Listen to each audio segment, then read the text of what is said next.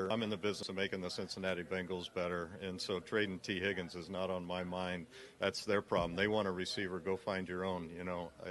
In my opinion, T. Higgins is a good piece for the Cincinnati Bengals. So the trade stuff is a little ridiculous right now.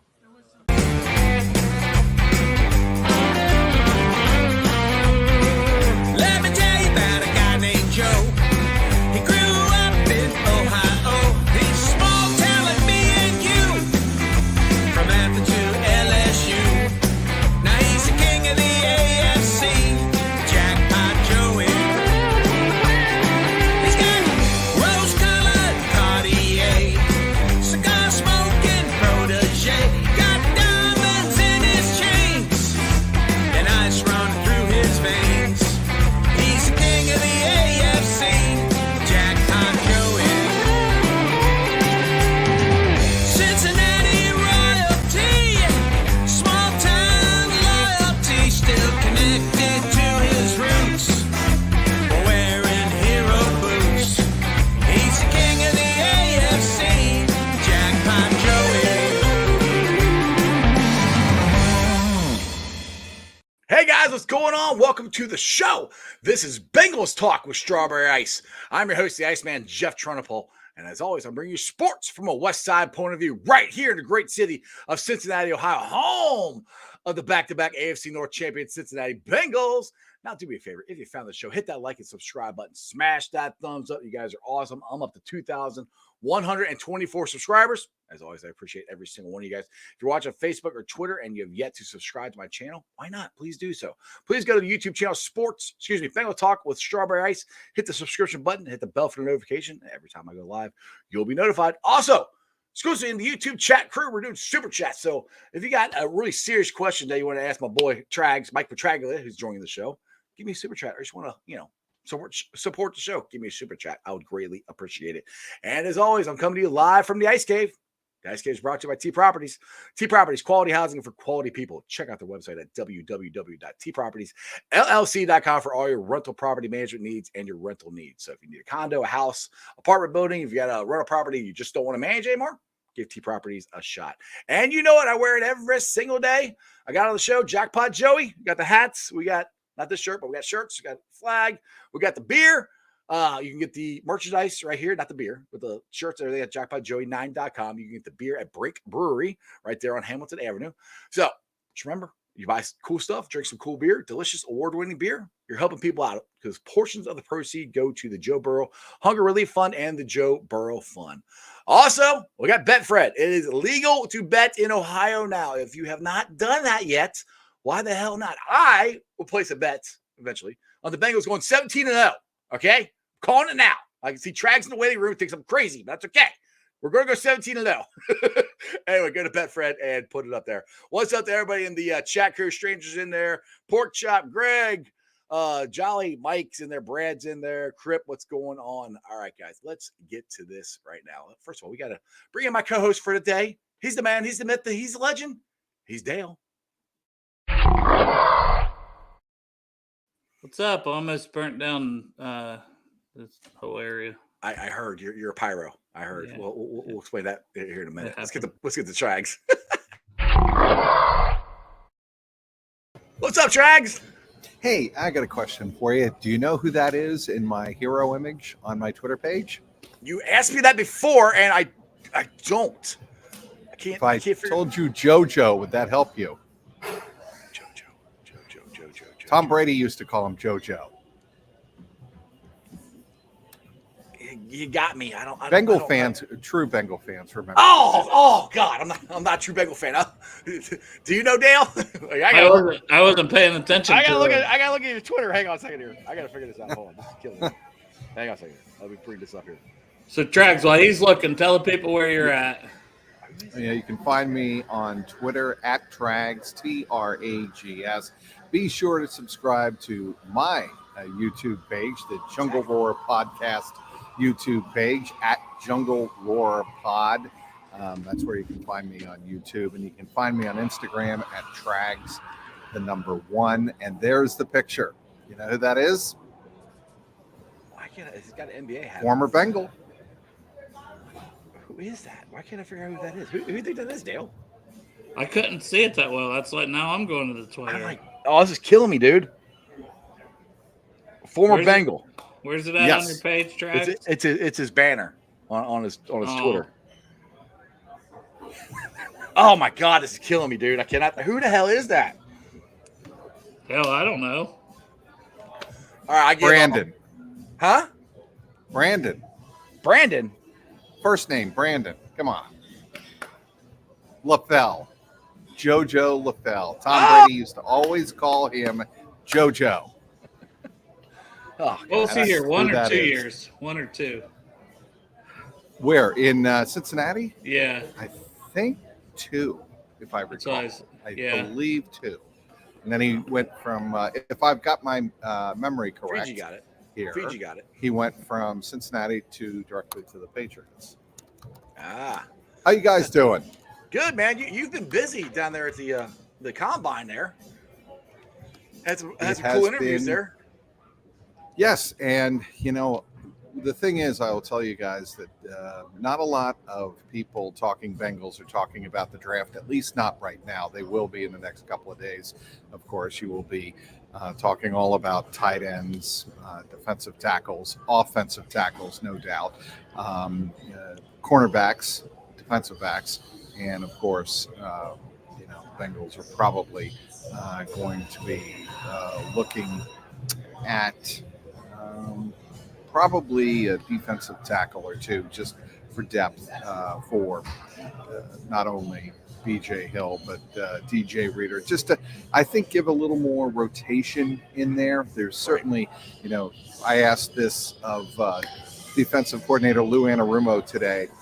You love the fact that DJ Reader was able to play, I think, something in the neighborhood of 80 snaps this year, 80% of defensive snaps. But would you like him a little bit fresher at the end of the season just because he can play that many snaps? You want him out there that much.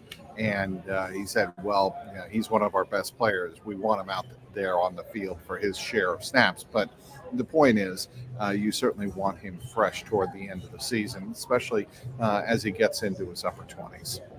Exactly. So you're saying something interesting before we came on the show, which it was a gut punch to me and Dale. But Frank Pollock had some interesting stuff that he said about the offensive line and who would have played in the Super Bowl. Yes, Alex Kappa would have played. He would have been limited in the week leading up to Super Bowl 57, but he definitely would have played at right guard. And obviously, I think Bengal fans and Brian Callahan even acknowledged this today. Not having Alex Kappa in there against Chris Jones was a difference maker. And one of the big reasons the Bengals had their pocket pushed into Joe Burrow on several occasions, including, of course, on the pivotal interception downfield to T. Higgins. That was a fade route, and Joe Burrow had to let go of the ball a little bit sooner than he wanted to because that pocket got pushed. And if you have Alex Kappa in there, given the fact that Kappa had such a strong game against Chris Jones in the regular season game in Cincinnati, maybe he doesn't get the pocket pushed, and maybe that play develops and Joe Burrow gets a little more time to hold on to the ball and throw the ball really where he wanted to downfield. Exactly. What we got, Dale? Also, by the way, Dale, hold on.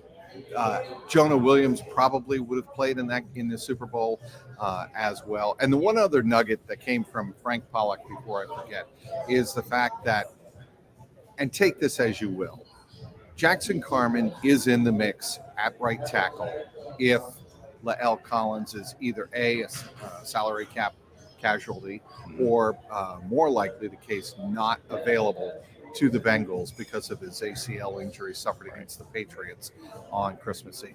Mm-hmm. Good, Dale. What you got? I don't know. I don't have a whole lot. All right.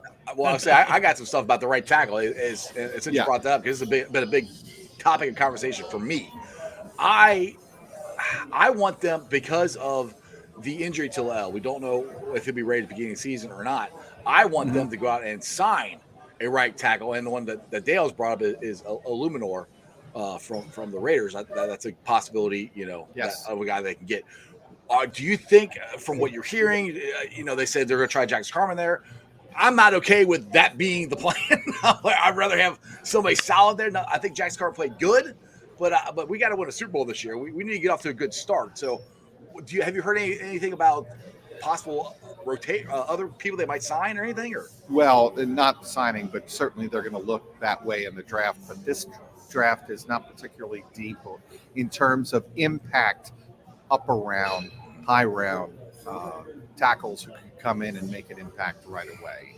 And, I don't think there's anybody out there that could offer where the Bengals are drafting, certainly at 28, the kind of impact, let's say, a Cordell Volson came in and had. And he still had his struggles as a rookie, but I think the way he was playing at the end of the season is the way you would like your right tackle to play at the start of the season, right? And I think that means, if you read between the lines, it's either Jackson Carman or the Bengals go out and either make a trade or they sign somebody in free agency.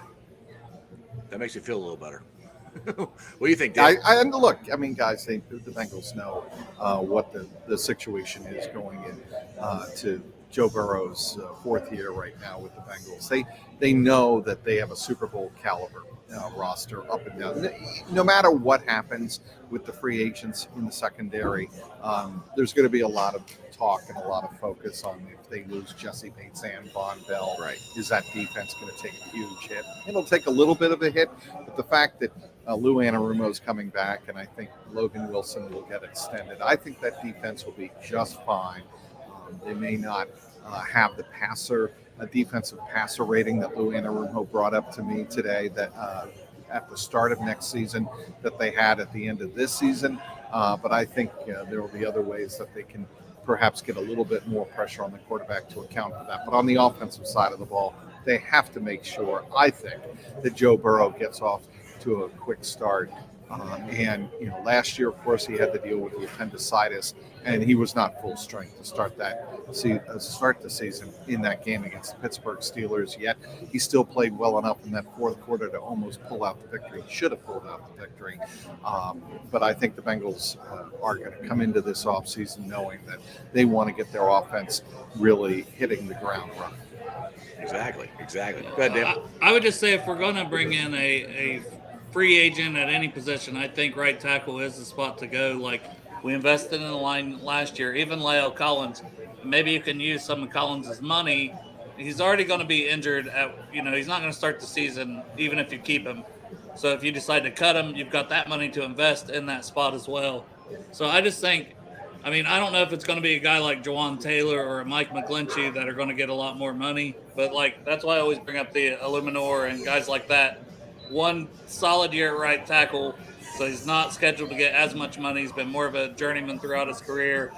I could see a guy like that coming in, and then you just have open competition with Carman or whoever else or a draft pick. I think all that's up in the air. I trust how Duke Tobin surveys the market. I think he's done a very good job of that. Yes, the Bengals have had an inordinate amount of difficulty drafting and developing offensive linemen. Nobody's going to dispute that. I think internally they would certainly acknowledge that. I don't want to go down the laundry list of players who have been through the Bengals system and not have been able to stick. Yeah. But certainly there's a laundry list of them, and Bengal fans can do that research on their own. I don't have to do it for them. They know that the Bengals know that they have to get better along the offensive line. They've got, I think, the interior offensive line set. They're good to go. Alex Kappa will be back. He should be 100% for even OTAs. I think he'll be ready to go. Ted Karras ready to go at center in his second season with Joe Burrow. That's a big deal. Mm-hmm. And Cordell Volson, the way he came on at the end of the year, I really like him. The one thing that Frank Pollock did say today in his discussion of Cordell Volson when he was asked about the rookie out of North Dakota State is that he needs to be able to read and react more quickly and understand different pass coverages, pass protection coverages, and really be able to react more quickly. I think as a rookie, he had to do a little bit more processing, if you will, as the play was going on, and that slowed him down a little bit. He will certainly be beyond that level coming into year number 2. I think he's going to take a huge jump if he stays healthy. But the tackle positions, Jonah Williams right now is your starting left tackle. I don't think there's any question about that. That's what I keep saying. But the right tackle is going to be an issue, and they've got to decide, who is going to come in and compete with Jackson Carman if indeed, as we said, L. Collins is either not on the roster or he's injured to start the season. Yeah, exactly. And the other thing too, I think we need to also get is depth at the O-line position as well. Because whether like it or not, last 2 years we've went to the Super Bowl, went to the AFC Championship game, and our offensive line has been injured, and it's always the depth. So that's a big thing too. And I think what Jackson Carman did in the Buffalo game and the Chiefs game, I think he's definitely going to be our swing tackle. He's going to be on the team next year. Yes, and I think, not to interrupt you there, Rice, but Frank Pollock did indicate that, he is certainly the kind of tackle who has demonstrated he could be a third tackle or a swing tackle. He obviously has played now both spots. So I think he is somebody you could see as a swing tackle, but I think in an ideal world you would want an established right tackle to come in. The other thing that Frank Pollock and both Brian Callahan indicated today is really in an ideal world, you don't want to move Jonah Williams to right tackle and leave Jackson Carman at left tackle. That was essentially, for all intents and purposes, ruled out today by both Frank Pollock and Brian Callahan. Yeah, I'm glad you brought that up. I told you before, I haven't got to see your video. Video of Frank Pollock, but I did see Brian Callahan, and Callahan did bring that up about the left tackle. And I've said that. They picked up his 5th-year option. They did it for a reason. If he's a left tackle next year, I have no idea. They might move on. I don't know. But next year, Jonah is definitely the left tackle. And the whole thinking there is you want to disrupt as few spots along the offensive line as possible. Keep the guy where he played some right tackle at Alabama, but you want to keep Jonah Williams in a spot that he's become comfortable with at the pro level. I agree. Is there any news on Mixon? Is it all speculation? I know the answer yesterday was like Bengals fans are just trying to read any little tea leaves there that they're given. And that's the only play at this point, right, for Bengal fans to do. The Bengals knew coming into this NFL combine process they would be asked about Joe Mixon and his situation. And if you read between the lines, all of the talk has been about the kind of leader Joe Mixon has been in the locker room, how hard he works at his craft, what kind of attitude he has when he does play, but it's not about the production. And if you read between the lines, the Bengals know, and I think Joe Mixon knows at this point, he's not coming back at a $12 million salary cap on the salary situation for 2023. That is not going to happen. I can guarantee you. So it's one of two things. Does Joe Mixon take a reworked salary for the 2023 season in the neighborhood of, I'm just going to throw out a number here, $3 to $4 million, which would afford the Bengals a lot more flexibility, or do they cut him? And he is not going to be playing next year for $12 million. Reading between the lines, I think that is a safe takeaway on the Joe Mixon situation here at the Combine. Yeah, that's interesting because we, as Bengals fans, we've all been talking about this. It's just what you said. Either Mixon's going to be restructured or he's going to cut him. Because to me, if you're a championship football team, you can't. I know we got a lot. Everybody's like, we got all kinds of money. I'm like, I know, but you got to be smart about it. You can't. You don't have all kinds of money. No, that's you will not have all kinds of money like that. Yeah. And realistically, you're looking at cap space right now of between $25 and $30 million, depending on which veterans are going to get bonuses and whatnot, and how all of that shakes down. But I don't think the Bengals have as much salary cap space as we sit here right now, as you think they do. But certainly, if you cut, let's say, L. Collins and Joe Mixon, you free up a lot more money. People have even floated out the idea of possibly cutting a Trey Hendrickson or a Tyler Boyd. I don't see them really doing either of those, although certainly, I think when you look at the numbers, you got to consider at least the possibility. But I think Trey Hendrickson and Tyler Boyd mean too much to the team on either side of the ball. I think they're going to be on the roster come next year, but we'll see. Now, getting to the special teams here, I know Darren Simmons talked about this a little bit today too, but Mike Madden here says, do they bring a punter Yes. from the street, or draft for a competition? So the inkling is, based on what Darren Simmons said today, is yes, they will. I think they're going to bring somebody in to help Drew compete for that job, and the job is not guaranteed to be Chrisman's to start the 2023 training camp. At least he's going to have to battle for it. Simmons made that very, very clear. That was actually the quote, that Drew Chrisman is going to have to battle for that starting job next year. Nothing is guaranteed. Nothing is given to him at this point. Well, and I was kind of even alluding to that, like going into this season and it's like they kept Huber around because they seen what Chrisman provided in practice and stuff. They had Jordan Stout really high on their draft board last year. The Ravens had 400 fourth-round picks and took him with one. So that kind of runt that, they're not going to use a fourth-rounder on a guy. But if there's a guy in the 6th, 7th round they like this year, it won't shock me at all if they draft one. If not, they're probably like an undrafted free agent that doesn't go. They're going to say, hey, you've got a chance to win this job. That's a job that any punter out there that doesn't get drafted is going to want to come into. Well, it's interesting you bring up last year's draft because Darren Simmons called it one of the best, deepest drafts for punters he has ever seen in the NFL, in his time in the NFL. That came and went, and the Bengals certainly didn't have the kind of draft capital to spend on a punter. They had many other needs last year. And let's be very honest about this, okay? If Drew Chrisman's punt isn't a low-line drive and the official, and I asked Darren Simmons about this, if the official doesn't miss a blatant block in the back on that punt return, we're not having this conversation. Yep. But because I disagree. it was a bad punt, there's no question.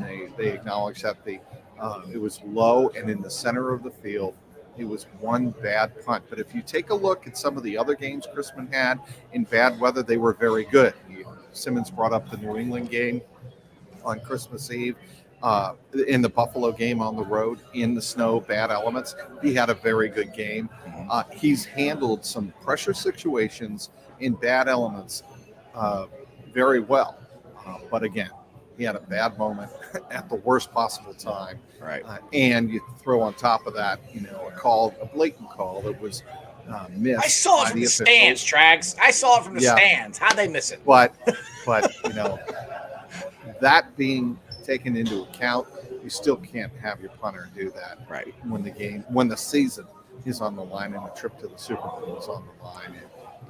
And the other thing is, Darren Simmons has beaten that into his guys, his punters, over and over and over again. That punt has to go sideline, out of bounds, no return, and we live to play, from the 35, even the 30-yard line. Right. That's where the Bengals should have been, and instead it was a 29-yard return, and the Chiefs didn't have to do much, obviously, to get in field goal position to win the game. The only reason I think it still would have been a conversation regardless of that one punt is because coming into that, even it was might have been before the start of the playoffs, he had the lowest hang time by far of any punter in the league that had X amount of punts for the season.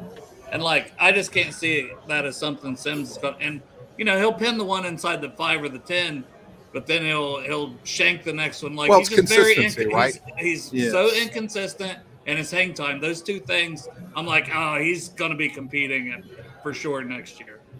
Yeah, I mean, I do think there will be competition.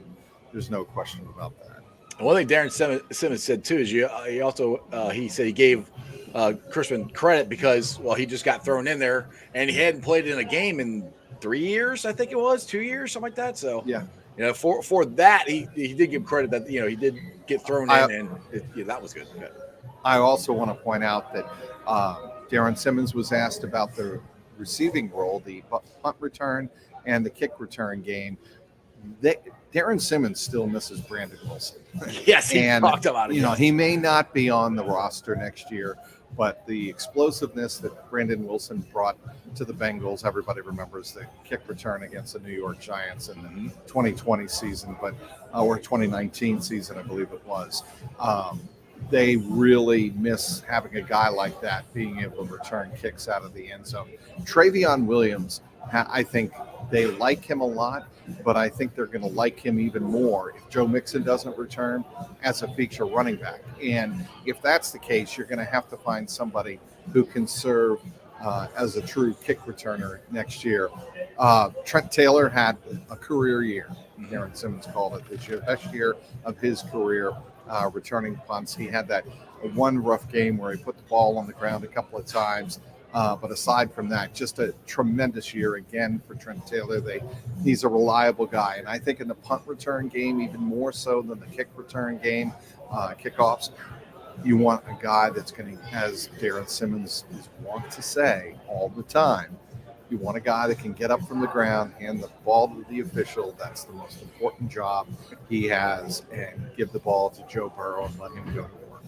I literally was just about to say that because I heard him quote that today, and he said that before. But I mean, I do agree. I mean, Trent Taylor did a good job of catching the ball, because that's the problem we had last or year before that. Is was it Phillips? Is that who it was? Or Phillips was the return last year? Darius Phillips. Darius Phillips. Yeah. Well, of course, he had the nightmare game against the 49ers. Yes, we were at that game. We know. Yeah. Like just catch. Just catch the ball. Well, that's the game that turned everything over really essentially to Trent Taylor, and that's when Trent Taylor's run as Bengals punt returner began in earnest. Yeah, exactly. Now, one thing that I put at the beginning of the show, Duke Tobin's comments yesterday, because the internet keeps blowing up. Everybody keeps wanting to trade T. Higgins. We got to trade T. Higgins. Like, no, we don't have to trade him. And Duke, I think, pretty much squashed that at the beginning, like I said, of this press conference yesterday, that T's not going anywhere. So I asked Duke. We got a side session with the Bengals personnel after the national media talks to them on their dais or the podiums here in Indianapolis. Right. And on the side, I asked Duke, I said, what makes T. Higgins untradeable? And he looked at me and he said, untradeable? And meaning, nobody's ever truly untradeable. Right. But T. Higgins is about as close to being untradeable going into this year, at least, as any player could be, not named Joe Burrow or Jamar Chase. Yeah. And he's just not, the Bengals are not inclined to trade a commodity like T. Higgins for an unknown commodity, given the fact you have a Super Bowl roster and a Super Bowl offense with Burrow, Chase, and Higgins. They're not going to, as Duke Tobin so eloquently said to us and to the national media, I'm not in the business of making other teams better. I'm in the business of making the Bengals better, and trading T. Higgins does not make us better. And that's, somebody offers an established receiver and a number one and a number two. Well, I guess maybe you think about it. Or they offer you a premier elite offensive tackle with 2 or 3 years under control, maybe, and a number one or number two, maybe you think about it. But even then, I don't think the Bengals make that deal. Yeah. The reason all of this garbage got started is, Paul Dehner, and he made this very clear. He wrote a column saying that if the Bengals were not able to come to an agreement with David Mulugeta and Athletes First, would a trade possibility exist? Well, sure it would exist, but no, and by no means was Paul Dehner Jr. implying that the Bengals are putting him on the trade market, on the trading block. They clearly were not doing that, and Paul was by no means insinuating that. But what happens in this day and age is somebody takes out of context what Paul was trying to write in his analysis piece, an analysis piece, not a news piece. It's so important to understand the difference. But in an analysis piece, he was pointing out that possibility. Okay, but instead, what you get is, in this day and age, the hot take bloggers and all of that come out and say, "Oh, so T. Higgins is on the trading block. If an extension can't be reached, in X amount of time or by this summer, so he must be on the trading block. What teams would be interested?" And and that's Snowballs. how you get. Well, and that's how the snowball begins, and that's how it began in this particular case. And nobody's better on the beat than fault. So it's all Paul's No. fault. We'll just blame Paul. Yeah, but please do not. Because And he tried to stop it early on too, because he tweeted out like you know, he and said, that's- "Hey, this that's is a coming great for point, me. Dale. Don't." Like he said, "Don't. No, that's not what I'm It's saying." not what I'm Yeah. saying. Correct. But you know what? People, here's the way I look at this story. People are going to run with whatever they're going to run with. They don't have source knowledge and sources at the top of the organization, and you have to take it with a grain of salt and just live with the reality of the way the reporting world is right now. The Hey, you media, can- social you can- media world is. You can just look at it like, hey, he's that good that all these other teams want him. You could look at that, it's it's like, you got the hot wife. Okay, well, she's married to me, at least for now. So, she's Right. mine. You can look, but that's it. You can talk about It's it not all a you bad- want. It's not happening. Dale, that is not a bad analogy. Now, here in a couple years, we might be divorced, then you can come and talk to her. That's not my Sure, issue. or we may not be. Yeah, we might still be together. I do believe the following. I think Joe Burrow will be extended. I think the reason Duke Tobin went on at length yesterday, really detailing the fact that he has a good idea of what the first 2 years are going to look like, is because the Bengals need to know what those first 2 years are going to look like as they budget extensions for others like Logan Wilson, which I also think is going to get done this offseason. T. Higgins may or may not get done this offseason, but I think they're going to make a very competitive offer and make it hard for David Mulugeta and Athletes First to turn that down, but we'll see. And they also go ahead. Well, I'll just say it made me feel better what Duke said about Burrow. It means, which we all knew they're already negotiating, but to me, I don't know how you took. Well, I know you explained about the first 2 years, but it sounds like they're close. What it's to maybe possibly announcing something here in the next couple of weeks. Still, I just for me reading the tea leaves. And what I don't have a timetable, and Duke Tobin was pretty clear in indicating he doesn't know. It gets done when it gets done, is what he was saying. The quote was from Tuesday, and I believe that. I think they're not, putting a timetable on it. They want the best deal for both sides so that neither side feels bitter or angry about getting used by the other. But namely, you don't want the player being upset. I found it interesting yesterday that Duke Tobin said that, look, when we allow players, or when players go out and explore the free agency market, like a Jermaine Pratt. That is the name that a lot of people are going to be bringing up. Right. When Jermaine Pratt's decision to explore the market is the player's choice, not the team's choice to, oh, yeah, you can go. Of course he can go. And more to the point, Duke said, look, I want the players that can do that to do it, because I don't want them coming back and taking a deal and saying, what if? What if I've gone out and explored the free agency market and gotten a better deal, maybe in some cases a significantly better deal, and then the player comes back resenting the team that he, quote unquote, settled with. The Bengals want to avoid that, and I think that's a very sophisticated, nuanced, and savvy way of looking at it that I don't think a lot of other teams do. Look, the Blackburn family has gotten a lot of grief over the years of the way they do their business, but the Blackburns do their business in a very controlled, organized, and I can't underline or highlight this word enough, consistent fashion. Bengals are very consistent about the way they approach free agency, about the way they look at their own players that they want to keep. Mike Brown has always made a point of this. We want to keep the players that we know and trust and who are very productive for us. We want to make a priority on keeping them first. That has not changed. The Bengals also want to make sure that when they go to the free agent market, and they're usually very good about this, setting a price that they can live with, not what the market demands them pay. And if there's some negotiating to be done between what the upper ceiling price of a free agent is and what they're willing to go, maybe they negotiate that a little more. But they've been pretty consistent. They're not going to go beyond the price tag for somebody else's free agent that they're not comfortable with. Right. I'll get a couple questions here in the chat. People are starting to blow it up. Well, first of all, tell everybody about your podcast, when it is. Can I go back at least to special teams for 1 minute, because I think it was also mentioned that Clark's unlikely to be back. Yeah, very, very unlikely. I want to take a moment. Yep, there you go. And I love you, Clark. And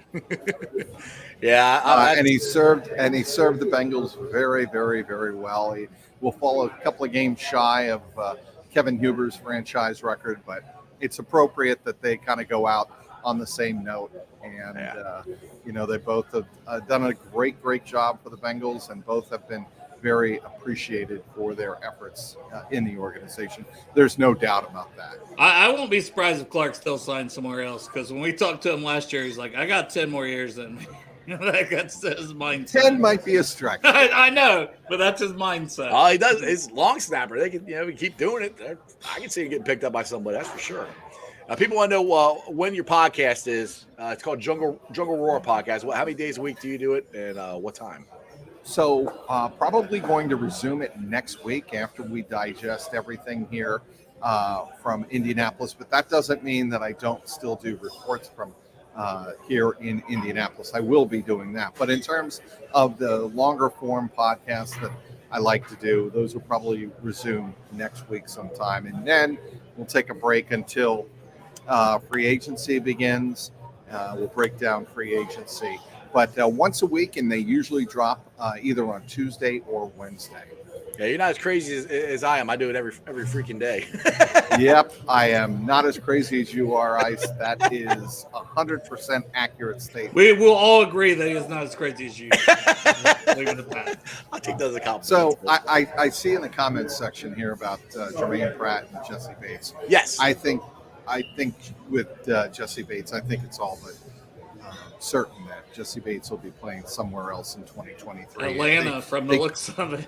Yeah, I mean, if you want to read into his tweet and his social posts about the boys in Atlanta, that would make sense too. That would make a lot of sense. Atlanta's trying to rebuild their offense, and in that division, nobody was very far from making the playoffs and winning that division. So a guy like Jesse Bates can make a big difference on a team like that. And look, the Bengals will harbor no bitter feelings whatsoever. No. Guy deserves to go out and get his money. He's going to go get his money, and he should be able to do that. Jermaine Pratt's interesting because I thought in the last couple of weeks of the season he was as good as gone.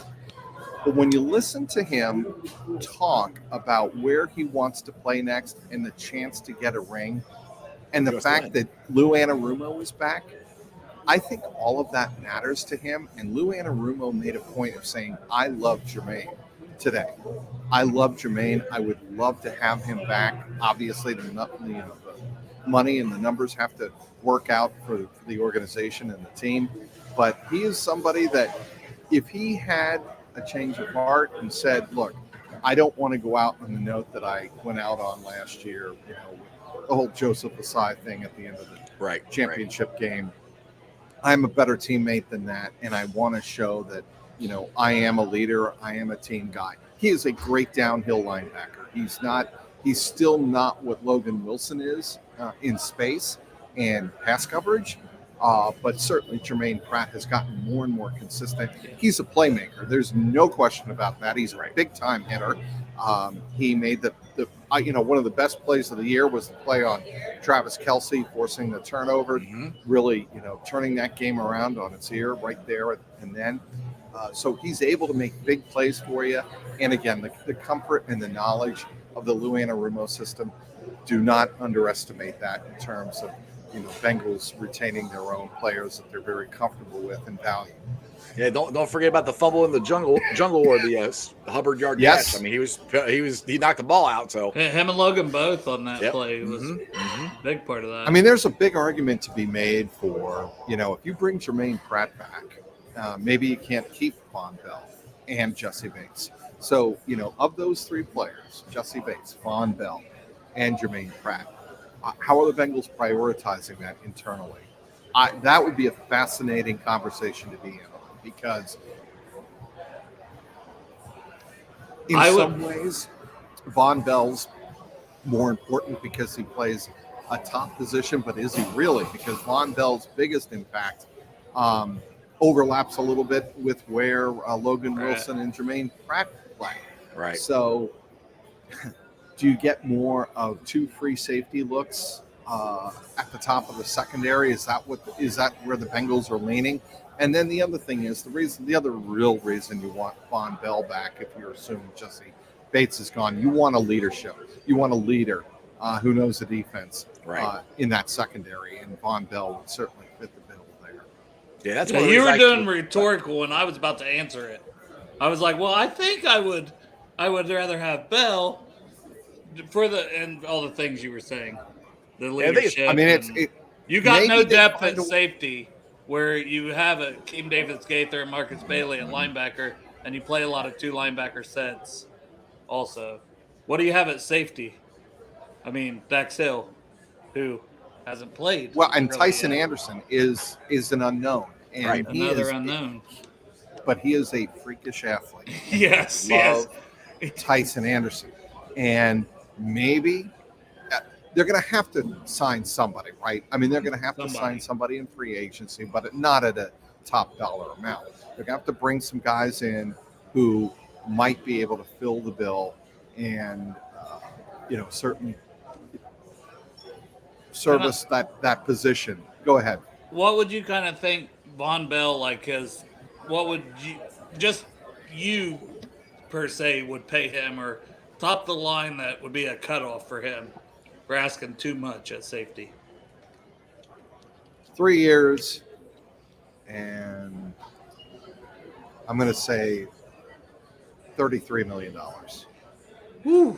Yeah. You're going to have to go north of $10 million if you're going to have any type of. There's no way. Because he signed for 5 per last time. Yeah. See, I was hoping 7 or 8. You're thinking he's going to cost 10? If you want to keep him, yeah. I don't think you're getting him back. Now, maybe I'm wrong on that, but no. That's a good because if that's his market, then it becomes okay. That's a serious question. Then you may have to look at seriously at a few more cap cuts, but then not sign Jermaine or what's Pratt's market or at Hayden linebacker. Hurst. Yeah. I mean, I think if they can't draft a tight end that they really, really like, who can step in and play. You can draft any tight end, but there aren't many tight ends out there who can do athletically what Hayden Hurst proved he could do at the end of last year. Now, the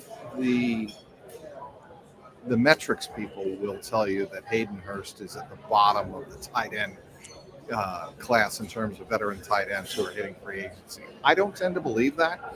I think he is actually a very, very good fit in the Bengals offense, and he showed you in both the Buffalo playoff game and the Kansas City playoff game. He's certainly capable of big-time plays. He showed you in the Baltimore game that he was capable of doing that. He did have that turnover, against the Ravens, but that being said, he, for the most part, had a very, very good season for the Bengals, and he really came on toward the end of the season as he, learned all the intricacies of the Bengals offense. Now, I know you not an expert at all these numbers, but I loved what you gave me with Von Bell because it's got me thinking. So what about Hurst? Do you have a contract in mind? Because I figure this one's another year thing where he's getting a little older. He probably wants 3 years compared to the Bengals might want to give him 2. And then I don't know. I mean, as a couple of your commenters have noted, a lot of this is about the guaranteed money and what the agents want for their client in terms of guaranteed money and what the Bengals are able to afford. Because, again, when you're talking guaranteed money, that's money that the Bengals are going to have on hand to pay. You cannot, if it's above a certain amount. I think the amount's $11 million, but I'd have to look that up. But, again, you have to have that money on hand if you're going to guarantee it. And that's where the Bengals are a little, and understandably, a little bit gun shy in paying out a lot of guaranteed money. Now, I got a question from the chat here. If I can find it, bring it back up here. There you go. Yeah. Mike here. Does it concern you that T. Higgins has the same agent as Bates, which honestly it has concerned me. I'll be honest. Well, it was Watson. Yes, and certainly that's an issue, right? But that doesn't mean the Bengals aren't capable of picking up the phone and having a conversation with David Mulligata. They know that at some point they're going to have to end that drought with David Mulligata because they've never, signed an extension or a contract with a Mulligata client, an extension, I should say. Mm-hmm. So can they break that drought and do it here with T. Higgins? My gut is, yeah, they can. And it just has to be the right number. Right, exactly. And one more thing here before I let you go. Somebody asked about let's see, where is it? The grass at Paycor. Here it is. Yeah, Crip. Any news on the stadium getting natural grass at Paycor?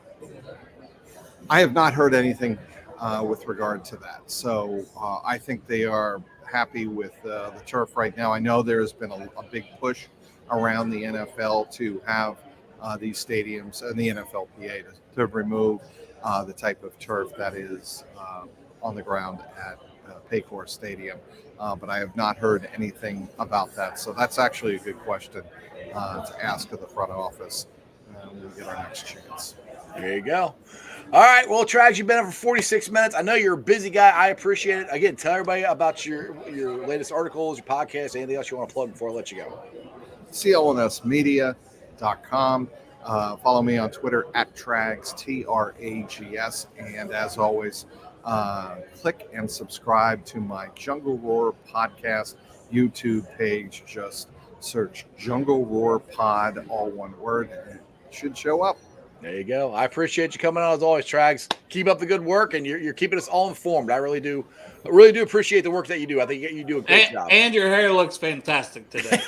Yes. Really? Thank you. I think it looks fantastic. Yeah, I appreciate that because I was worried it was a little bit too poofy. No, I mean, I didn't even take my hat off, but yeah, we don't. Fantastic. We just wear hats all the time. We don't worry about our hair. All right, guys. See you, Trags. Thanks, buddy. Hooday. Take care. Trags is a great dude, man. I like having him on the show. He does a really good job covering. I mean, he's great. A lot of. I mean, he has right there. He just gave us a whole bunch of information in 47 minutes. Yeah, might have to rewatch it to remember everything he said. But I was like, we were getting competition for Drew Chrisman before that last punt. I don't give a fuck what you say, Trags. That triggered Daly. I'm like, I'm sorry, I ain't trying to argue with you. You're fucking way better and smarter and everything than me. I can admit that. But I'm telling you right now that Drew Chrisman had the lowest hang time and is very inconsistent. So he was. I know you brought that up like right after the NFC Championship game. I'm going, what? No, I brought it up before. Well, I brought it up before. All right. Well, maybe it was before. I don't remember. I just remember you talking about it right after the AFC Championship game. I'm going, why are you talking about a damn punter? We just freaking lost, Dale. I'm pissed. I'm like, I was already saying, like, that stupid block in the back, right? They didn't call that. I know, but it's the low hang time. Like, dude, I'm telling you, this chart was like, it was like all the punters, and then there was Drew Chrisman down here. It was like all the punters was here, and then there was Drew Chrisman's hang time down here. Like, I was like, what the hell? You can't be that bad. Like, and be in the NFL, like it was, it was terrible. You're getting away. I mean, Darren Simmons said there's going to be a competition, so I mean, you're right on. Well, I'm just telling you that not only is he's not going to be your fuck. If he's the punter, here's the problem. I'm sorry. I have no personal. Like, I'm a Ohio State fan. I know you're even going to get your own Buckeye. What the hell? I don't, because number one, I'm a Bengal fan, so it's like I don't give a fuck at the end of the day. Like, bro, you ain't performing for the Bengals. Like, I'm sorry. I got you. All right, man. Well, I'm gonna get off here because I'm gonna go eat some burgers and stuff. Oh yeah, I got stuff to do. Hey, wait! Tell everybody about your shows this weekend, though. Before I let you go, we gotta get people on. You got a Bengal on this weekend. No, tomorrow's Willie Lutz. Yeah, not tomorrow. You don't care about Willie Lutz? Yeah, Willie Lutz. I'm just kidding. Go ahead. We got Willie Lutz tomorrow. That should be fun. A lot of back and forth for agency draft. Where did you get that picture from him? Be good, huh? Where'd you get that picture? Dude, I search people. I search their Facebook. I search their everything. I fucking call their moms. I'm like, what you got? and then I put pictures together. You slide into his mom's DMs. I'll do what I have to do to find a good, funny picture. It's getting crazy coming up too. The mashups I have. You've seen some of them, right? I put them in our group chat. Like, oh, I have. Yeah. What does the Andrew Fox Miller say? And it's just his face on the. Yeah. What's the fox say? Oh, sorry. But yeah. So, but Sunday we will have Marcus Bailey, Bengals linebacker, on. Unless something happens, you never know. But Sunday at 3 p.m. So I know it's a weird time. But if you subscribe, hit the bell for notifications. You got to do what you got to do for us to bring these guests to you guys. There you go. You're coming on. Oh, you're coming on later tonight. I already did a show once, Crip. You have to go back and watch the show I already did. Did one 3:30. He might do it 3:30. Now he'd be by himself because the rest of us are going to be eating dinner. Yeah, ain't got no friends. Only me. It's one screen, like sitting here, like, damn, this is awkward. You're like, hello, everyone. I hate this. I never want to do this again. See? And then I retire. Put me on a full screen. I retire. There you go. All right, you guys have fun. Hooday. Hooday, brother. Oh God, I love that dude. Anyway, go check out Bengals and Bruins this weekend. They got Marcus Bailey. They got Willie Lutz coming on. I'm going to put it out there because I said it earlier on Bengals and Brewers when we were on 3:30. As of right now, Trenton Irwin said he's going to be on my show a week from tonight. Now, I don't know if it's going to be at 5:30 or it's going to be earlier. I don't know the times yet, but he said he would come on. So cross your fingers. Instagram message, say, yeah, it's awesome. You're going to be on Ice's show. Yada, whatever. So keep heads up for that. So I always tell you to, like Dale said, to subscribe to the channel. So when we do go live, you get notified. And I try to tweet it out as much as I can when I'm going to go live from a different time at 5:30. But again, next Wednesday should be Trenton Irwin, I hope. Anyway, let's get to the Facebook groups that let me live stream. And I appreciate every single one of them. They are Houday Nation, Houday Legion, Bearcat Ruckus, Rackle Reds, the Ohio State Bucknuts, the Ice Bar. And then you can follow me on all my social media platforms, all under Strawberry Ice. I'm on Instagram, Twitter, and TikTok. Twitter handle is at Jeff A. Trinipole. TikTok is at Iceman90. I'll be pulling the sound off later on tonight. Put it on the podcast. It's on BeanPod, Apple iTunes, Spotify, Google, Stitcher, pretty much wherever you get your podcast. Please make sure you rate, like, and review. Give me a 5-star review. Leave a comment so more Cincinnati fans can find my podcast. YouTubers, you guys are awesome. Like I said, I'm up to 2,124 subscribers. I've been on a lot this week because I've been able to get people on the show. So I'm working my butt off trying to get as much Bengals content as I can from different views, different people. So I hope you guys have enjoyed it as much as I have. And other than that, that's just sports, baby. See ya!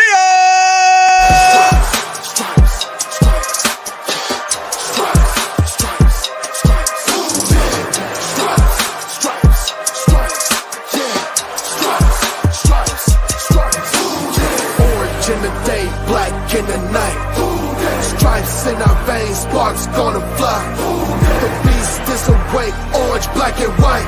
Cause when the jungle come alive, Houday, we ignite in Cincinnati, we gon' rise in the jungle, we unite in drippin' orange and black and white. Houday, when we fight, live and die in these stripes. Wake up the beast, every day is a feast. Time to bust it off the leash. In the jungle, drippin' heat. Tigers strike the city streets. East side, stand up. West side, stand up. If you reppin' Houday, time to put your hands up. Bengals stripes, we in it. New day, new age, yeah, we get it. Cincinnati jungle fitted. Houday in our house, we win it. Orange and black and white, we build it. Earn our stripes, you know we kill it. Bleed our colors, jungle drippin'. Nasty, natty, yeah, we lit it. Lit the crowd, get the city loud. Yeah, we feastin' now. Fit the bounce, make the city howl. Now we beastin' now. Thunder through the tunnel, from the sideline to the huddle. Stripes be tatted on the jungle when we flex that Houday muscle on them. Stripes, Cincinnati, we gon' rise in the jungle, we unite in drippin' orange and black and white. Houday, when we fight, live and die in these stripes. Now who gotta move like it on? Now who wanna move crossing on? Now who wanna move our stripes, and you let the city know you rock 'em. Yeah, we got 'em, yeah, we fought 'em, like that black and orange on photo.